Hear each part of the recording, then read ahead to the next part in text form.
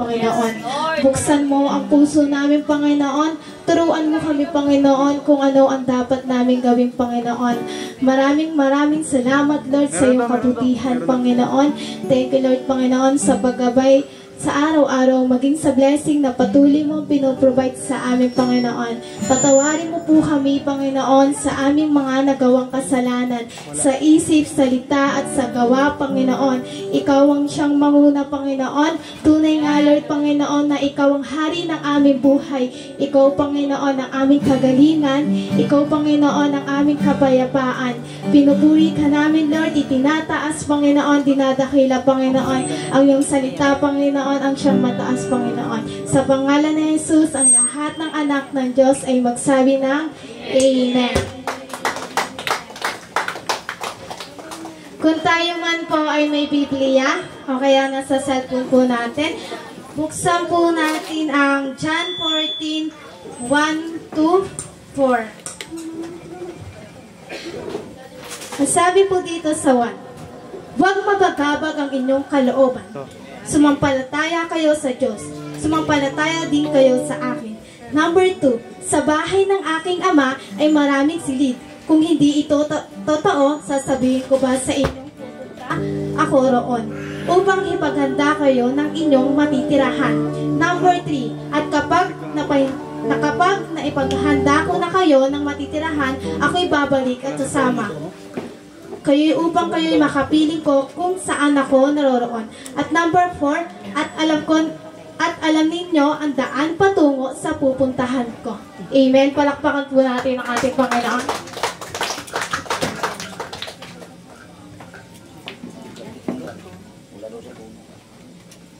Amen. Glory to God. Are we blessed? Amen. So tayo po tayong lahat para po sa pagpupuri natin sa ating Panginoon na makapangyarihan sa lahat.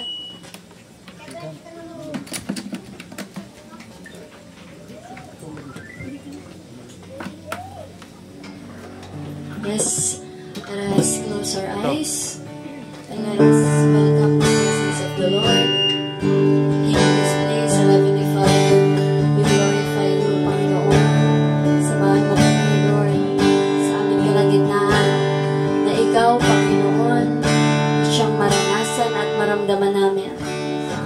Lord, ang iyong mga salita ay hindi lamang magiging salita, kundi ito, Panginoon, ay magiging tanim na magbubunga, Panginoon, sa aming mga puso at isipan. Lord, samahan mo kami sa aming pagpupuri sa iyo na walang ibang maitaas, kundi ikaw lamang, Panginoon. Hallelujah.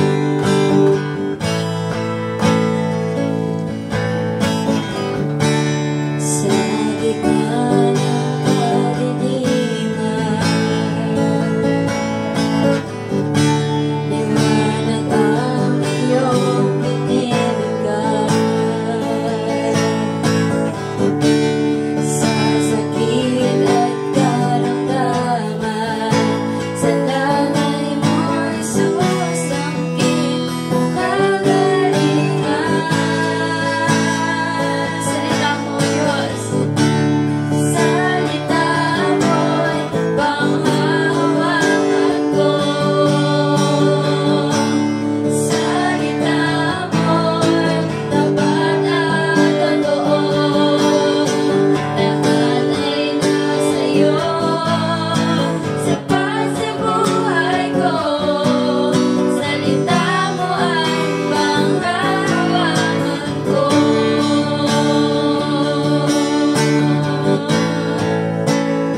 Pagkalito at kaguluhan, pagkalito at kaguluhan, sa buhay mo ay kapayapaan. Sa buhay mo ay kapayapaan.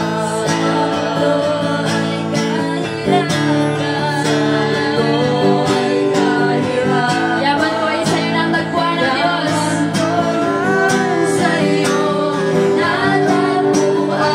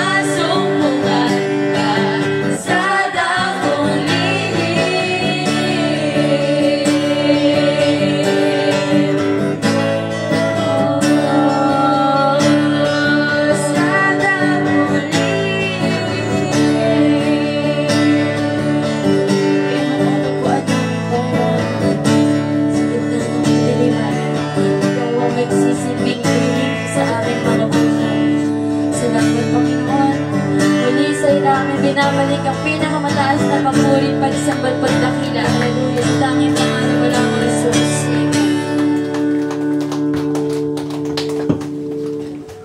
And amen. Bago po ang lahat, tinatawagan ko po si Pastor Ruby po para sa mensahe sa araw na to. Palakpakan po natin ang ating Panginoon.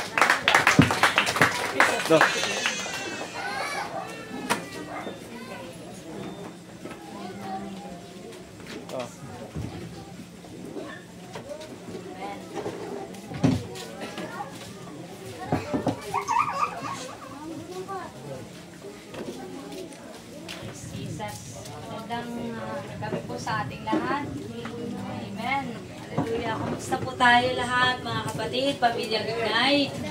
Amen. Hallelujah. Tayo po lahat ay mukha at manalangin. Panginoon, nagpapasalamat kami na muli. Nandito na naman kami, Lord, nagkakatipon para encourage ang bawat isa na magpatuloy sa kabila ng pangyayaring ito, Lord. Kami ay manatiling matatag pa rin. Salamat, Lord, ang mga salita mo ang naging kalakasan namin, O Diyos. Patuloy kang mangusap at manguna sa aming mga buhay. Patawarin mo kami sa aming mga pagkukulang at nagawang kasalanan. Ingatan mo kami, lukuban mo kami lahat ng iyong kapangyarihan at banal na dugo. Alisin mo spirito ng kamatayan in the mighty name of Jesus, sa pangalan ni Jesus. Lord, ilakip mo ngayon ang libo-libong mga anghel mo mula sa kalangitan na lahat ng sulok ng lugar na ito, Lord, ay may gabay at patnubay mula sa iyo. Salamat po ng marami sa pangalan ni Jesus. Lahat po na nagtagumpay ay malayang magsabi ng Amen. Amen. Hallelujah. Palakpakan natin si Lord. Praise God. Isang mapagpaalang gabi po sa ating lahat. Sabihin mo sa katabi mo, patuloy lang tayo. Amen. So, ang ating mong topic ngayon is Hope Beyond the Grave. According po sa 1 Thessalonians 4:13-18, pinalalahanan po tayo ni Apostol Pablo na huwag tayong maging malungkot, kundi magpatuloy lang dahil mayroon pong pag-asa. Sabihin mo sa katabi mo, pag-asa. Mga kapatid, ang araw na ito ay pang ilang araw na lang, no, para makasama natin si Jeremy. Malungkot man, mangungulila tayo, normal lang po na umiyak. Amen? Kasi nawalan tayo ng mahal sa buhay. Pero alam niyo po ba, ang bawat luha na meron tayo ay tanda na mahal natin si Apa. Amen. Ngunit sa kabila ng ating kalungkutan, huwag nating kalimutan na may pangako po ang Diyos para sa atin. And according to 1 Thessalonians 4:13-18, mababasa po natin doon, sabi, huwag kayong malungkot. Sabihin mo sa katabi mo, huwag kang malungkot. Na tulad ng mga taong walang pag-asa. Alright? So, sabi ni Paul, huwag kayong malungkot na tulad ng mga taong walang pag-asa. Oo, may luhang dumadaloy, ngunit may pag-asang naghihintay. Palakpakan natin si Lord sa kanyang mga salita. Ang kamatayan ay hindi ito wakas, mga kapatid, kundi isang pintuan patungo sa isang maganda at bagong tahanan na kasama natin na buhay ang ating Panginoong Jesus. Amen. So may tatlong bagay tayong tatalakayin ngayon. Ito ang tatlong salitang may pag-asa sa aklat ng Thessalonica.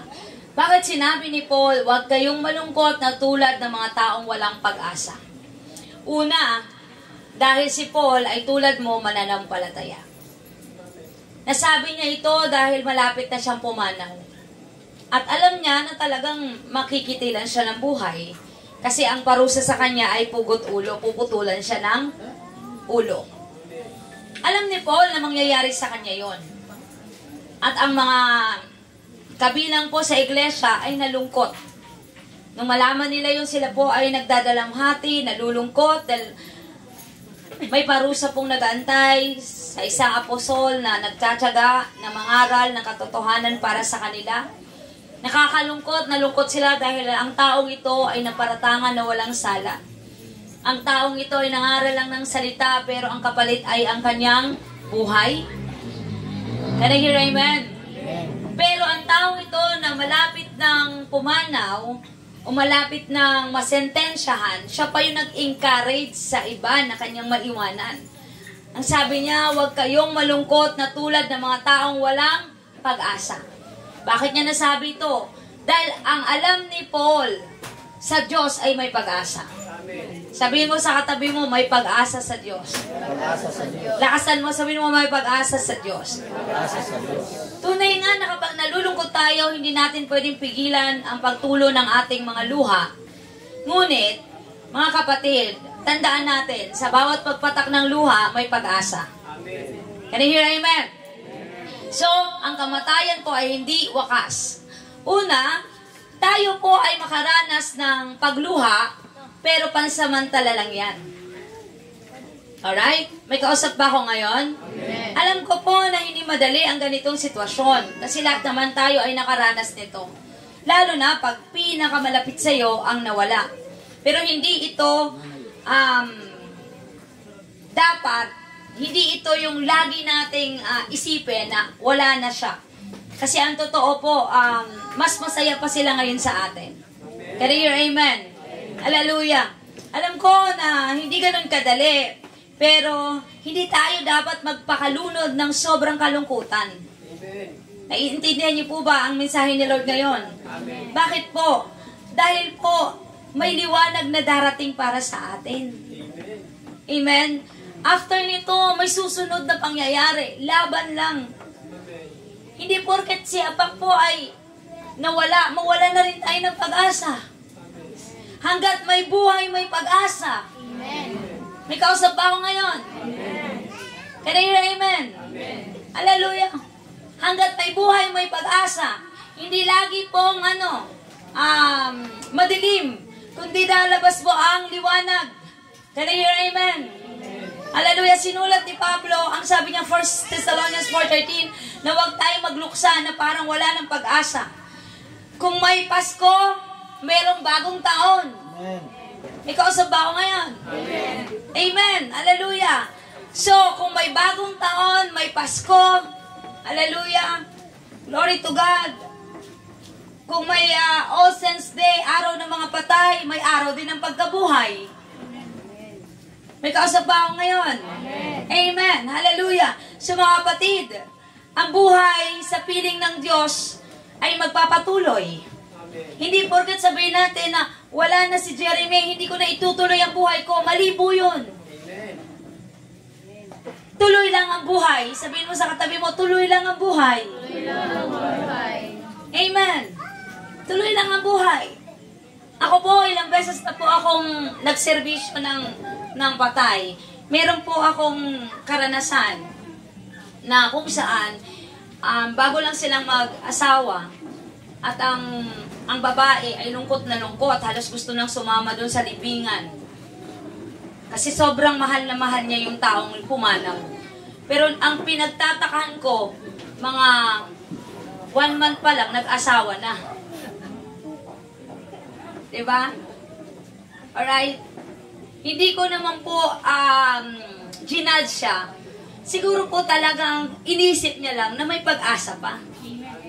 May bagong panimula. Hindi porket namatay yung asawa niya, dadalhin niya na ng habang buhay ang kalungkutan na yan. Hindi po ako tumututol sa pagluluksa. Hindi po.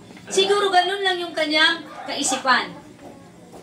Ang sabi ng mga taong mga matatabilan nila nung nailibing gusto nang sumama.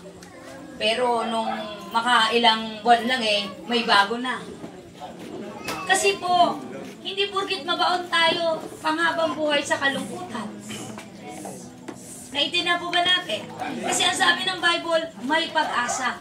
At araw-araw may pag-asa. Palakpakan natin si Lord sa lahat ng umaasa sa Panginoon. Ang kamatayan ay hindi huling araw. Ito ay pasimula lamang ng araw sa totoong buhay. Sa pinapong nangyari. Ikaw sa ba ako ngayon? Titila po yan. Hindi po pwede na yung pagdaloy ng luha mo tuloy-tuloy. Abnormal na po yan. Kung buong araw kang naluha. Naiintindihan po ba natin? Alright. So ang kalungkutan, may pagtigil din po yan, mga kapatid. Amen. Amen.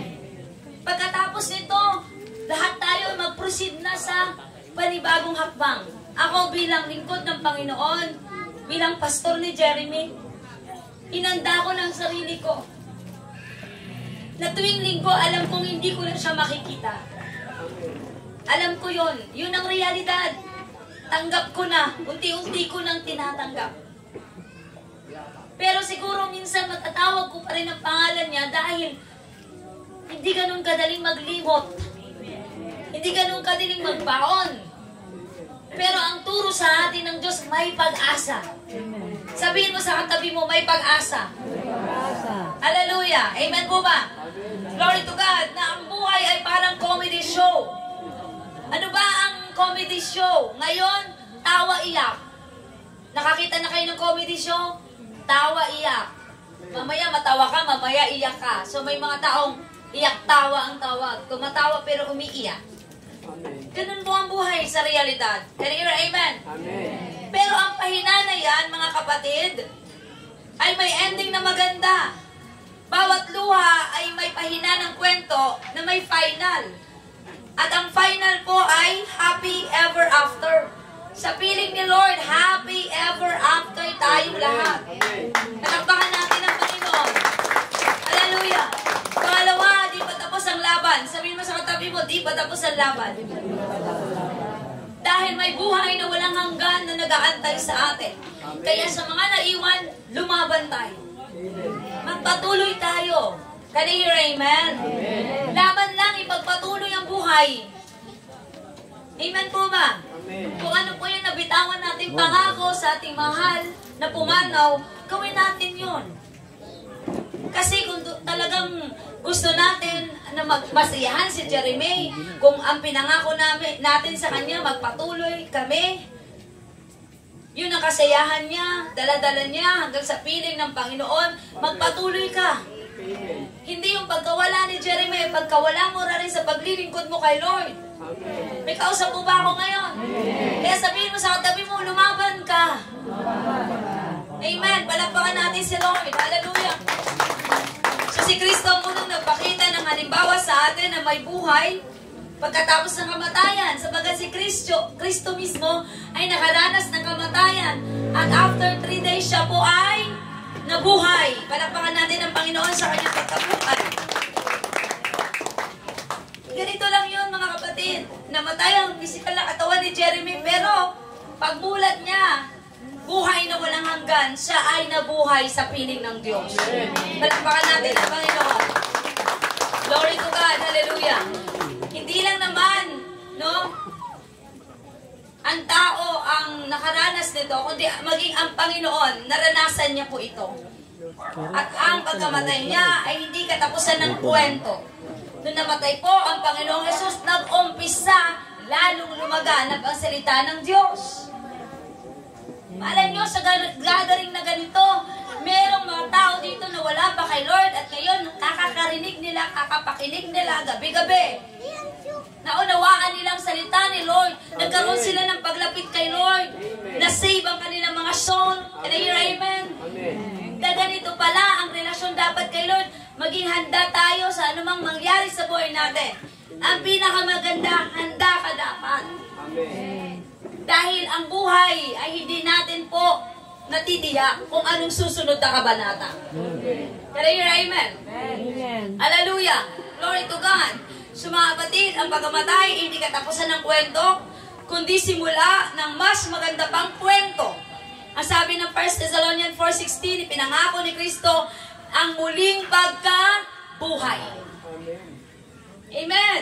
May kamatayan dito sa lupa, pero sa dako roon ay may pangalawang buhay na nag-aantay para sa atin. Palakpakan natin ang Panginoon. Kung may mga teleserye na hindi palaging happy ending, tinitiyak natin sa salita ni Lord na sa Kanya ay may happy ending. Ending, happy, guaranteed. Na lahat tayo ay masisiyahan sa eternal life. Amen. Bakit? Ang descriptions mo ng pahayag patungkol sa langit, the city that built by God, wala ng pagluha, wala ng kalungkutan. Amen. Walang tatanda doon, forever kang mabubuhay, immortal ka na. Kung papasok ka doon na medyo may kulubog, aba, para ka na nakabelo kasi perfectong lugar yon. Amen. Can I hear amen? Amen. Hindi tayo tatanda doon habang buhay tayo mabubuhay piling ng ating Panginoong Yesus. At kabaliktaran naman po sa impyerno. Kung sa langit, puro pagngiti. Sa impyerno, puro pagsimangot. Amen. Masunog ka ba naman eh? Hindi ka ba sisimangot? Amen. Pati buhok mo nasusunog. Amen. Ikaw sa bako. Amen. Hallelujah. Ang ikinagagalak natin bilang iisang pamilya, kinuha si Jeremy na may Panginoon sa kanyang buhay. Amen. Kasi nakakalungkot kung alam natin kung saan siya pupunta. Sapagkat may dakila pong pagtatagpo, tinatawag na reunion. Amen. Kaya amen. Amen. Pangatlo, sabihin mo sa katabi mo, huwag magpanik. Lakasan mo, sabihin mo, huwag kang magpanik. Sa langit, may reunion. Amen. Nauna lang si Jeremy doon. Amen. Amen. At pag kayo na pupunta doon, pagdating ng araw na kukunin na tayo ni Lord, abay may sasalubong na sa atin. Amen. Hindi lang si Lord ang sasalubong. Kaya amen. Amen. May reunion. Eh, ang problema, kung isa lang ang nakapasok sa langit, walang reunion na mangyari. Amen. Sabihin mo sa katabi mo, tiyak ka na ba? Nag-iisip tuloy kayo ngayon, ano? Iyak ka na. Kung wala ka pang katiyakan, may pag-asa ba yung salitang ito?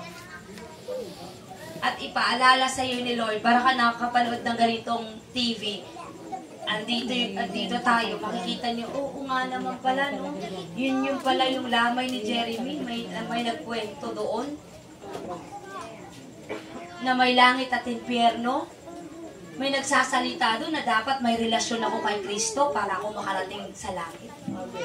Ulitin ko, hindi po reliyon ang makapagliligtas sa'yo, kundi ang relasyon mo kay Lord. Amen. Kasi marami pong taong relihiyoso pero hanggang ngayon masama pa rin ang pag-uugali. Tama o may tinamaan? Right. Hindi po relihiyon, mga kapatid. Relasyon kay Lord.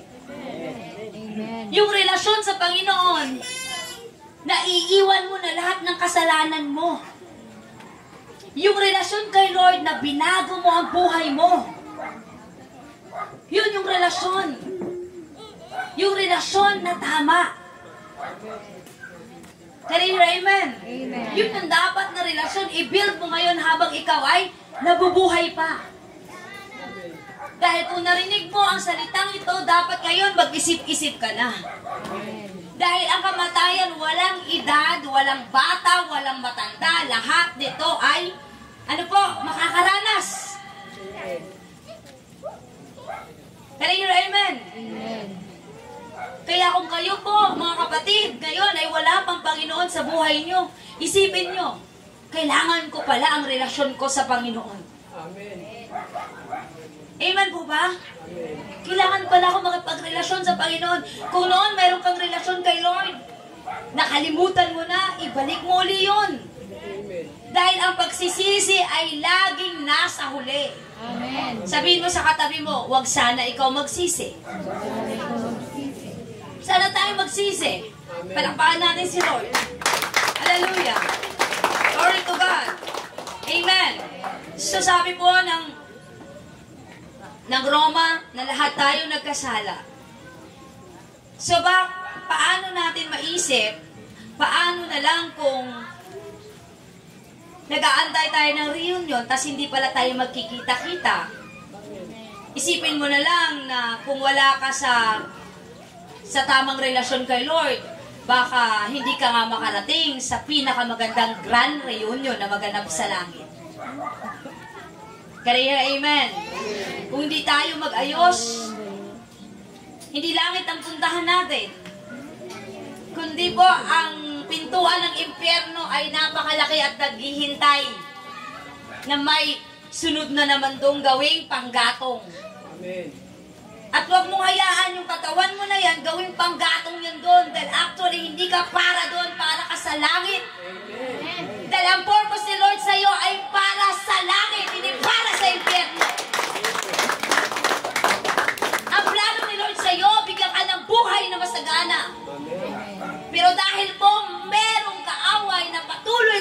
ninanakawan, winawasak, at pinapatay unti-unti. According to John 10:10. Kaya maraming tao ang ayaw makinig ng salita ni Lord. Maraming tao na allergy pagdating sa salita ni Lord. Pero tandaan nyo, bago pa man mahuli ang lahat, lumapit kayo sa Panginoon. Amen. May pag-asa pa. Sabihin natin sabay-sabay, may pag-asa pa. Hanggat buhay ang tao, may pag-asa. Yun ang pinakamagandang biyaya ni Lord para sa atin. Na hanggat meron pa tayong pagkakataong magsisi sa ating mga kasalanan, may pag-asa para sa atin. Amen. Palakpakan natin si Lord. Hallelujah. Glory to God.